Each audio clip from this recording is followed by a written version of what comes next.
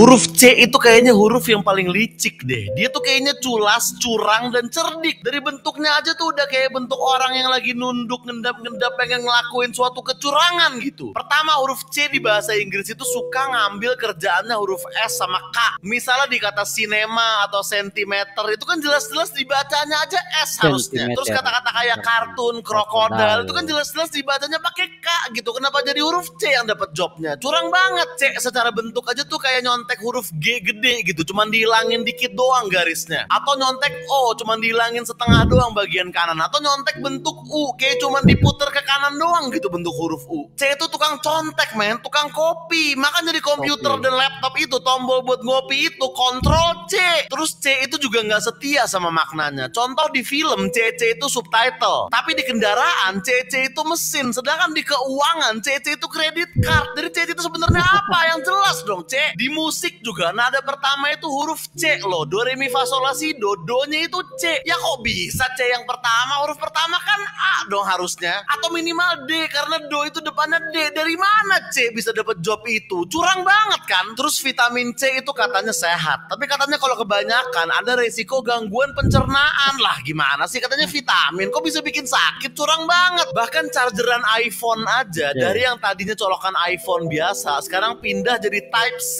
Gak cuman kerjaan di huruf dan nada musik, sampai kerjaan charger aja direbut sama huruf ini. Terus logo C yang dibunderin tuh tahu kan, itu tandanya hak cipta. Tamak banget gak? Kayak kalau udah ada dianya, yang lain tuh gak boleh bikin lagi yang sama gitu. Terus di sekolah ya, misalnya lu gak lulus dari SMA gitu, lu bisa lulus pakai ijazah apa? Ijazah paket C. Curang gak tuh? Dia bikin paket sendiri buat ngakalin sistem edukasi. Dan di dunia karir dia juga curang. Paket C itu bukan ijazah SMA yang bagus ya kan. Dan di kuliah nilai C itu juga nilai yang jelek. Tapi giliran masuk perusahaan dia maunya jabatan-jabatan yang tinggi semua gitu. CEO, CFO, CTO. Lah kok bisa ijazah sekolah menilai kuliah lu aja jelek tapi kerjaan maunya yang mantap? Curang amat. Bahkan penyakit-penyakit yang serem aja, penyakit-penyakit yang mengerikan itu depannya huruf C semua. Cancer, COVID, cegil itu. Gak, intinya huruf C itu huruf yang jahat. Dan gue yakin kalau ada pemilihan huruf buat jadi pemimpin para huruf, gue yakin huruf C kalah. Bukan karena dia jahat, tapi karena huruf C itu kan huruf ketiga. Dan biasanya kalau pemilihan-pemilihan gitu kan yang 3-3 gitu kan biasanya yang milih cuma 16%. Angka 4 ini kayaknya angka yang paling sibuk. Dibanding angka lain kayaknya dia yang paling banyak job. Kita kalau jadi angka lain pasti iri sama pencapaian dan kesuksesannya angka 4. Dimana-mana dipakai dia. Dimana-mana ada gitu, mobil rodanya 4, meja sama kursi rata-rata kakinya 4, arah kompas juga ada 4 ya kan, utara, barat, selatan, timur. IPK tertinggi di kampus 4, handphone, laptop, TV itu segi 4 pasti biasanya. Bahkan bentuk segi 4 kotak aja jadi nama band ya kan. Mana ada nama band trapesium? Gak ada kan, kotak doang. Simbol di kartu remi ada 4. Di permainan lain kayak ludo, monopoli gitu maksimal 4 orang pemainnya. Gua kalau jadi angka 1 sih protes gua. Monopoli tuh ada mononya loh. Mono aja artinya 1. Harusnya monopoli tuh game buat 1 orang. Tapi mungkin angka 4 bisa jawab ya. Tapi kan selain mono ada polinya juga. Masa main sendiri? Kalau sendirian doang mah namanya bukan poli, col. Bahkan main game di PlayStation aja maksimal 4 pemain ya kan. Di negara-negara bule musim dibagi 4, spring, summer, fall, winter. Grup-grup band sering memulai lagunya dengan hitungan 4 ya kan. Tua, gapat. Bahkan Project Pop punya lagu spesifik yang judulnya Tua Gapat, bukan Tuaga, bukan Tua Gapatma, Tua Gapat. Belum lagi Piala Dunia, Euro, Olimpiade itu diadainnya setiap 4 tahun sekali. Dan gak cuma olahraga, tahun kabisat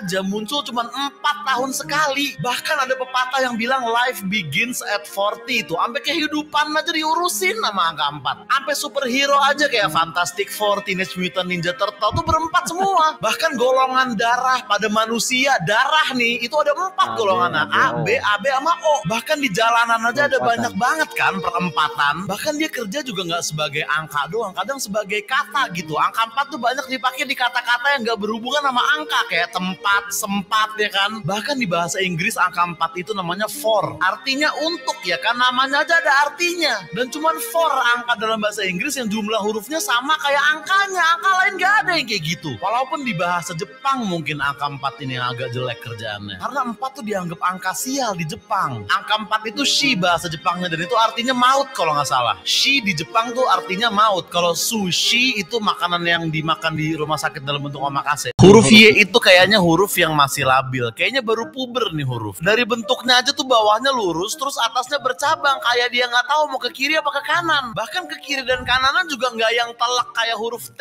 gitu loh, bener-bener belok. Ini kayak masih setengah-setengah gitu, kayak belum yakin sama pilihannya. Dan bentuknya mirip kayak ketapel juga, senjata yang labil, dibilang ekstrim enggak, dibilang senjata mainan juga bukan, nggak jelas. Posisinya di alfabet aja huruf yang hampir terakhir, bukan terakhir ya, hampir terakhir, kayak anak kuliahan yang dikit lagi lulus terus bingung habis lulus mau ngapain gitu. Terus di bahasa Inggris Y itu juga kayak masih galau bunyinya mau kayak gimana. Kayak di kata yellow dia jadi huruf konsonan, tapi di kata my dia jadi huruf vokal. Terus di kata-kata kayak lovely dia jadi huruf I bahkan. Enggak nih, huruf ini gak punya pendirian banget, mau kemana sih arahnya? Y ini tuh masih labil banget. Makanya kalau kita ngelihat bocah labil, bawaannya tuh pengen teriak ye gitu kan. Bahkan namanya di bahasa Inggris aja itu huruf Y. Dia doang huruf yang bisa jadi bentuk pertanyaan. Why? Kenapa? Dia aja bingung sama penyebutan namanya sendiri. Dan ketika ada orang ngasih gestur gerakan tangan nggak tahu, gitu bentuknya tuh kayak huruf Y loh. Berdiri terus tangan dua-duanya setengah naik ke atas, mirip kayak huruf Y itu. Jadi orang untuk melambangkan ketidaktahuan aja tuh membentuk huruf Y pakai badannya. Intinya huruf Y ini tuh huruf yang masih labil, belum stabil, dan masih galau sama jalan hidupnya. Makanya huruf-huruf yang masih labil dan belum dewasa gini tuh jadi huruf aja deh, jangan jadi wakil presiden.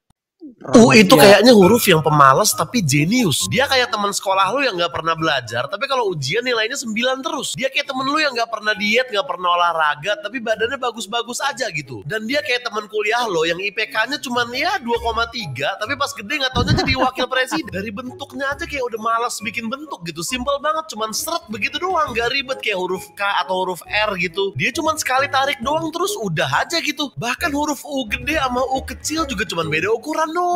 Sedangkan huruf kayak L atau A, E gitu, mereka perlu bikin 2 desain buat bikin huruf gede dan kecil. Sedangkan U cuma dibedain ukuran doang, seakan dia kayak bilang, ya namanya aja huruf gede huruf kecil, bentuknya aja lah bedain, ngapain sampai bikin desain 2 segala, yang penting orang ngerti kan. Gitu pemalas banget gak? Tapi jenius. Dan bentuknya juga kayak nyaman gitu loh, kayak kasur hemok yang diikat di 2 pohon kelapa di pinggir pantai, tau gak lo? Gua kalau disuruh harus pilih tidur di salah satu huruf, pasti gue pilih huruf U. Tidur di huruf U yang gak enak ya kan, tajem, sakit punggung kita pasti. Di huruf T juga nggak enak tidur, tegak banget, pasti pegel punggung. Di huruf O juga nggak enak tidur, jatuh kita pasti. Kecuali huruf O-nya ditambahin huruf Y sama O jadi oyo. Bahkan bentuk gelas aja itu kayak huruf U sebenarnya. Air tuh nggak tumpah dituang ke huruf U. Coba air lu tuang ke huruf G atau huruf S gitu, tumpah kan? Sedangkan huruf U bisa dijadiin buat bentuk tempat minum. U di jalanan itu dijadiin U-turn. Bayangin ketika lo salah milih jalan, huruf mana yang bisa ngebantu lo buat dapat kesempatan kedua? Huruf mana? Huruf U doang. Dia bisa bikin jalan yang salah jadi bener lagi. Kurang jenius apa tuh huruf? Bahkan U dijadiin bentuk magnet ya kan, benda yang bisa narik besi tanpa di-charge atau dicolok apapun. Itu kan benda yang jenius, makanya bentuknya juga dibikin kayak huruf yang jenius. Bahkan U di bahasa Inggris, U itu artinya kamu ya kan. Mungkin U ini males ngejelasin kamu harus pakai 3 huruf gitu, Y-O-U. Dia nemuin metode yang jenius buat kalau kita mau ngetik kamu ke orang itu nggak perlu buang-buang energi buat pakai 3 huruf, cukup pakai 1 huruf U doang orang udah ngerti. Itu jenius banget kan. Pantesan sering dijadiin nama depan buat kampus-kampus, UI, UPN, UGM gitu kan. Bahkan huruf U juga ngajarin kita buat ngeledek orang dengan gampang. Kita nggak perlu mikir kata-kata kasar atau ngehina yang parah-parah, nggak perlu. Seakan-akan huruf U males mikir ribet-ribet, jadi cukup pakai 1 huruf aja. Orang yang digituin udah pasti tahu dia dihina. Gila nggak tuh? Bahkan U ini dari penempatannya tuh juga udah kelihatan jeniusnya gitu. Lu tahu huruf vokal apaan aja kan? A, I, U, E, O. Selalu kayak gitu urutannya. Nah, U ini persis di tengah. Tapi coba perhatiin. Dia itu di belakang AI. Di belakang AI dia. Abis AI langsung U. Dan abis U langsung apa? I-O. Event organizer. Dia di antara AI dan I-O. Bayangin. A, I, U, E, O. Itu kayak AI, U, I-O. Gitu kayak AI. Ayo bikin event biar masyarakat tambah pinter. Kan gitu seakan-akan. U ini huruf yang bener-bener jenius men, dan cuma huruf U yang bisa ngebantu orang buat jadi presiden. Iya, soalnya huruf U kan bentuknya kayak gorong-gorong.